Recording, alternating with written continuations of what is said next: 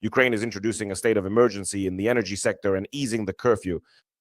All of this is due to the consequences of the shelling by terrorists from the Russian Federation. The situation is truly difficult, friends. People are experiencing burst radiators, water flooding entryways, homes freezing, and generators that were supposed to save lives sometimes end up killing entire families. There was just such a case in Kyiv the other day. And against all this, a public conflict has erupted between the president and Mayor Klitschko. Why did this happen? Why was a state of emergency declared in the energy sector? And what awaits us in the coming days? That's what today's episode is about. Please subscribe to this YouTube channel. This episode is not an easy one, friends. So let's not waste your time and get started right away. And it all actually began with the president's emergency address, his traditional evening address, in which Volodymyr Zelensky made it clear that the shelling coincided with severe frosts, and this creates a threat, a huge threat. That's why an emergency situation regime is being introduced in the energy sector. Let's break down what this actually means for all of us in practice. The first headquarters is for Kyiv. A special permanent headquarters will coordinate the situation in the capital. Denis Shmyhal has been appointed as the head. And this is a signal. The problem for Kyiv is now a top priority. And honestly, friends, there's nothing to hide here. Kyiv, the capital of Ukraine, and the Kyiv region are experiencing the worst energy situation. This hasn't happened at any point during this war. Second, there will be a softer curfew.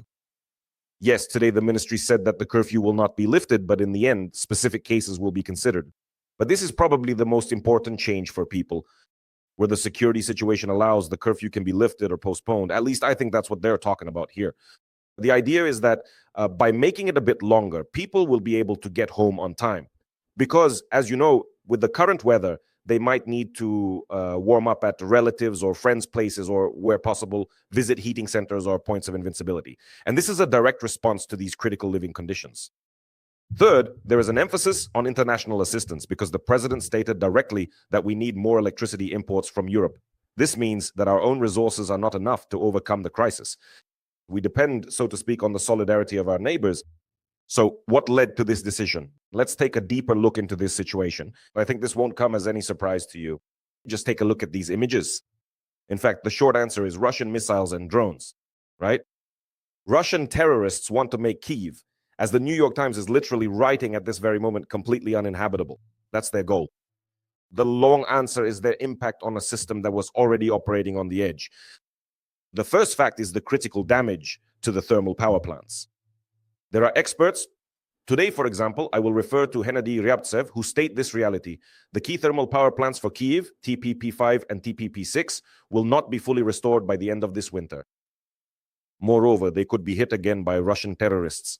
And this means not just temporary inconveniences, but a new normal, so to speak, after each new strike, a week of severe emergency outages. Then comes relative stabilization, and so the cycle repeats. Well, we understand the logic of Russia's mania, so this scenario also needs to be taken into account.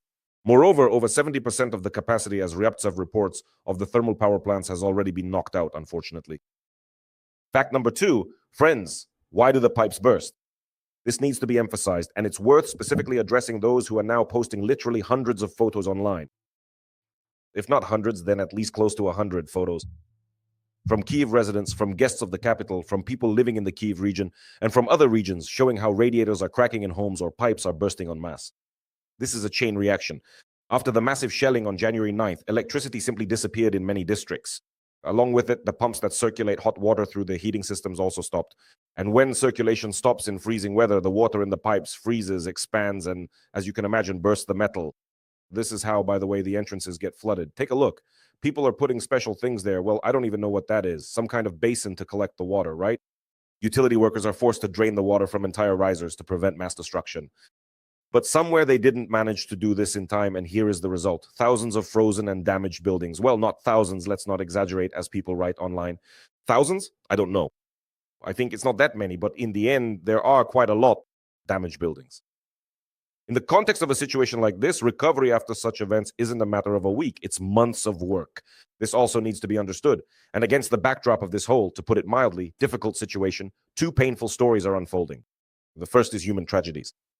Unfortunately, there are already fatalities because in the Desnyansky district of Kyiv, a family died from carbon monoxide poisoning caused by a generator. This is a terrible example of how despair essentially forces people to seek salvation, but the lack of information, basic I don't know, precautions, leads to a fatal outcome. And this case should serve as a reminder to everyone that having a generator indoors or on a balcony, as in this particular case, is a deadly danger.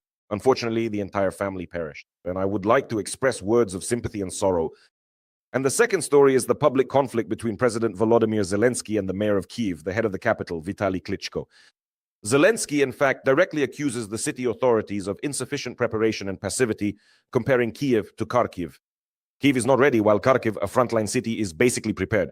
And here, by the way, I find it hard to disagree. By the way, I have to say that he is right. The president is right in this regard. Why is the city with the largest budget in Ukraine, so poorly prepared for shelling and for winter? No one knew it would be like this or how it would happen. What was done in case something like this happened? But forgive me for getting emotional. Vitali Klitschko, by the way, responded in turn, and his response was quite sharp. He called such statements a devaluation of the work of thousands of utility workers and energy specialists who work around the clock in the freezing cold. By the way, respect to all the utility workers and energy specialists, just a huge thank you to them. And he cited figures saying that the number of buildings without heating was reduced from 6,000 to 400, and assured that all hospitals and heating points. And Klitschko also recalled his controversial advice to Kyiv residents, well, to put it mildly, controversial, that those who have the opportunity should leave the city. And he said that he doesn't care about ratings. Honestly, I don't know what ratings have to do with it. In any case, the elections are still very, very far away. But his statement about evacuation or mass departure from the capital was clearly not thought through. Let's be honest. Where are people supposed to go? How are they supposed to leave? With what means? And what about you? Has anything been done for this? Where are the organized routes? Where is the transport? Where are people supposed to go in Zhytomyr region? Where are they supposed to go? It's a city of 1 million people. All of this doesn't look right. Quite a few people got scared by the phrase state of emergency in the energy sector and started writing en masse, asking what it means. But in the energy sector specifically, it's a technocratic term, so to speak. And it's not martial law 2.0. It's a mechanism that allows the system to survive. That's what it means in practice. A rejection of the market. Ordinary contracts for purchasing electricity are temporarily frozen. The dispatcher of Naftogaz, Energoatom, and Ukrenergo are given the right to distribute electricity, not according to contracts, but based on a single criterion. The criterion is what is most essential for survival. That's it. Priority number 1 is hospitals, water utilities, communications, and defense facilities. Household consumers, as you can imagine, come next in the priority ranking. The second point is emergency shutdowns instead of scheduled ones. There won't be any. Frankly, I don't know exactly anymore because we no longer have a schedule for individual outages. Now, there are only emergency outage schedules. They cut off power more abruptly and for an indefinite period in order to instantly relieve the load from the damaged system. Dispatchers receive permission for such network switchings that, under normal conditions, are prohibited by safety regulations. It is possible to supply part of the city through backup lines, even if this temporarily worsens the situation, relatively speaking. In a neighboring district, it's like an emergency operation on a living system. The main thing is this is not about restricting your rights. It's about preventing the collapse of the whole system. Let's calm down and not spread panic here. So, friends, the situation is actually extremely difficult. This needs to be understood and realized. But again, don't panic. What can we do right now? First, coordination, not conflict. Public arguments during a crisis. That's a luxury we simply cannot afford, and we need a single communications headquarters. And to prevent such arguments, local authorities must do everything possible on their part to avoid this. Second, provide maximum support to utility workers, equipment, spare parts, protection for repair crews, and support. Utility workers and energy specialists are working. Well, they're simply heroes. They are simply heroes. Third, widespread information about the safe use of generators, stoves, the locations of shelter points, and so on. We need to approach the situation with a cool head first and foremost, and get rid of emotions, friends, because as you can see for yourselves, the situation is far from simple, to put it mildly, but that's how it looks right now. Russia wants to make Kyiv completely uninhabitable. And these aren't my words. These are the words of American journalists. They are writing about this today and saying that unfortunately Kyiv is running out of missiles. Honestly, I don't know what else to add at the end. I just want to say that we will get through all of this. We will endure everything, and we definitely won't give up. This is not the first and not the last winter like this, no matter how difficult it may be. Thank you, friends. Stay on this channel. Please subscribe and do so more actively.